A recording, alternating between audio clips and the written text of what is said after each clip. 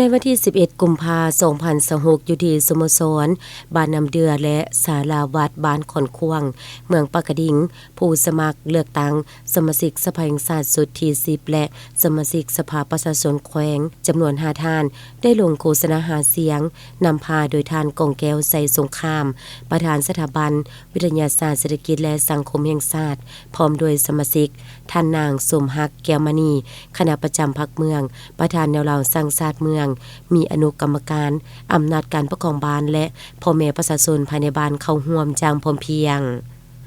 ในพิธีคณะอนุกรรมการปอนบัตรเลือกตั้งต่างหน้าให้กับพ่อแม่ประชาชนภายในบ้านได้รายงานสภาพรวมโดยย่อเกี่ยวกับการหั่งหากาเกียมเวียกงานในด้านต่างๆบ้านน้ำเดือมีพลเมืองทั้งหมด 3,081 คนหญิง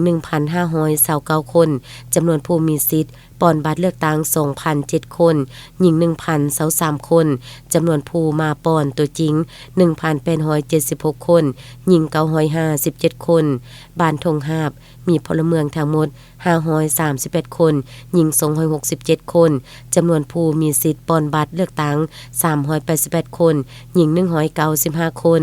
จำนวนผู้มาปอนตัวจริง 368 คนหญิง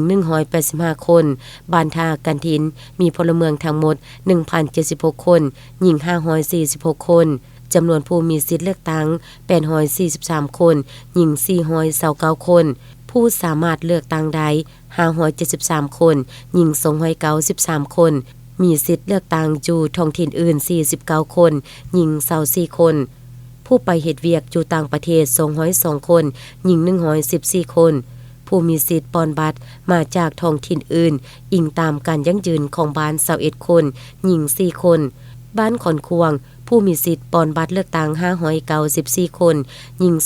297 คนบ้านทากันทิน437 คนหญิง 221 คนในโอกาสนี้ผู้สมัครแต่ละท่านก็ได้นำเสนอประวัติย่อผลงานที่ผ่านมาและแผนการแนวทางในอนาคตซึ่งเริ่มจากน้ำเบอร์1ท่านกองแก้วใส่สงครามกรรมการศูนย์กลางพรรคประธานสถาบันวิทยาศาสตร์เศรษฐกิจและสังคมแห่งชาติน้ำเบอร์3ท่านไซอัมพรศรีหาวงศ์กรรมการประจำพรรคแขวงน้ำเบอร์6ท่านไซหยับเพชรจันทิศรประธานสภาการค้าและอุตสาหกรรมแขวงห้องประธานแนวเหล่าสร้างชาติแขวงน้ำเบอร์9ท่านนางคำใบบริวารห้องเลขานุพรรคห้องประธานสาพันธ์แม่หญิงแขวงและน้ำเบอร์10ท่านอุทธรสิงหาดวงปัญญาห้องเลขาคณะพรรคห้องหัวหน้าแผนกกสิกรรมและสิ่งแวดล้อมแขวงหากได้รับความไว้วางใจเลือกตั้งเข้าเป็นสมาชิกสภาแห่งชาติและสมาชิกสภาประชาชนแขวงเนื้อในการนำเสนอได้เน้นใส่การพัฒนาเศรษฐกิจสังคมการยกระดับชีวิตการเป็นอยู่ของประชาชนการแก้ไขปัญหาพื้นฐานอยู่ท้องถิ่นและการสร้างความสามัคคีในชุมชนจากนั้นพ่อแม่ประชาชนได้ยกคำเห็นและข้อเสนอต่อผู้สมัครเพื่อให้นำไปพิจารณาและผลักดันให้เป็นจริงในอนาคต